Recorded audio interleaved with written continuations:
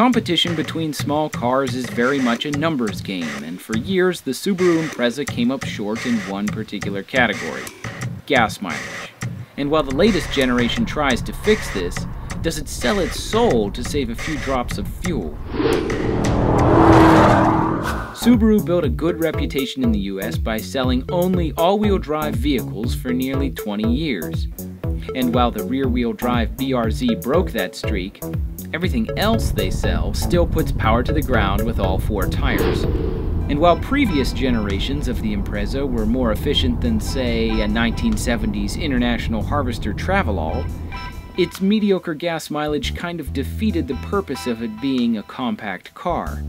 The 2012 Impreza debuted with a focus on efficiency. Fast forward 2 years, and we're checking out those features on this 2014 model. A new engine stands at the heart of the effort.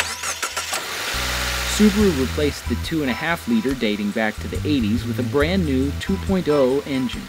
It seems odd for a new car to have a smaller, less powerful engine than the old one, but this Impreza weighs less too, which helps. The real ace up the Impreza's sleeve is the transmission. You can still get a 5-speed manual, but the archaic 4-speed auto is replaced by the Subaru Lineartronic Cvt. For those not good with automotive acronyms, CVT stands for Continuously Variable Transmission.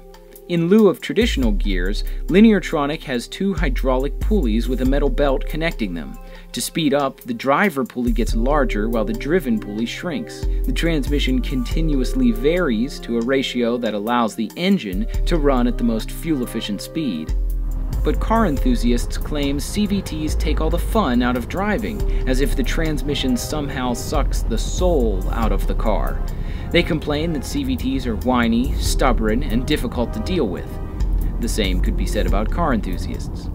In automotive slang, what they're referring to is called the rubber band effect. When you accelerate with a CVT, oftentimes the engine will rev up to a high RPM and stay there for an uncomfortably long time before the transmission catches up and the car accelerates, allowing the engine speed to decrease. The Impreza is not immune to this. Now, pulling away from the stop, if you really are in a hurry, it acts like a real CVT. It revs high, it takes a long time, and then finally it comes down from about 3,500 once you reach about 45 miles per hour. And while that's annoying, it only really happens if you are in a hurry. If you drive naturally, you soon forget about it. If your commute includes a lot of on-ramps or high-speed merging, this could become rather annoying. But if you live back a long country lane in western Pennsylvania where it snows 5.5 months out of the year, this might be the car for you. On these long, winding country roads, the transmission seems to do just fine. In my opinion, trading a little bit of performance for a little better gas mileage is hardly selling your soul. However, a bigger downside is that with no gears to shift, you have to make your own sound effects. Brum, brum, brum. So that's all well and good, but how much does it actually help your mileage? Well, the new Impreza gets 9 more miles to the gallon on the highway than the previous model.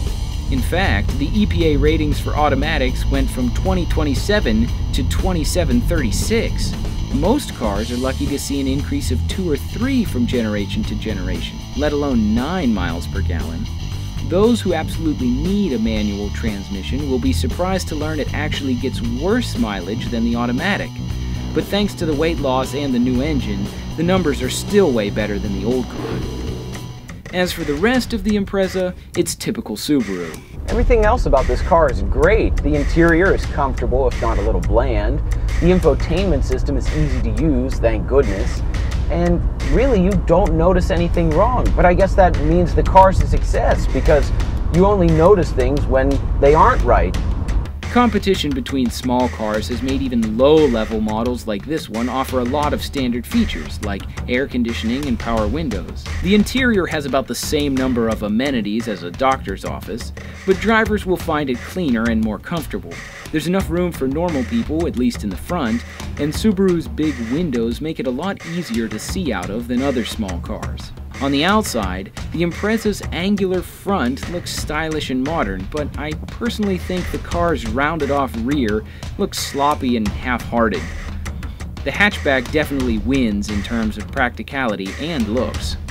Overall, the shape is inoffensive, but it seems awfully close to the ground. With Subaru's symmetrical all-wheel drive, it'll be the lack of ground clearance, not traction, that'll stop the car in deep snow. If you need all-wheel drive but just can't bring yourself to buy some lumpy-looking compact crossover utility, the Impreza is a solid alternative. Plus, now it actually gets decent gas mileage too. It's nice to see Subaru finally get serious about building a decent compact car. And while there's nothing here you could really brag about to your friends, nobody's going to accuse you of making a bad choice either. And if you really feel like the Impreza has lost its soul, Subaru has another car for you.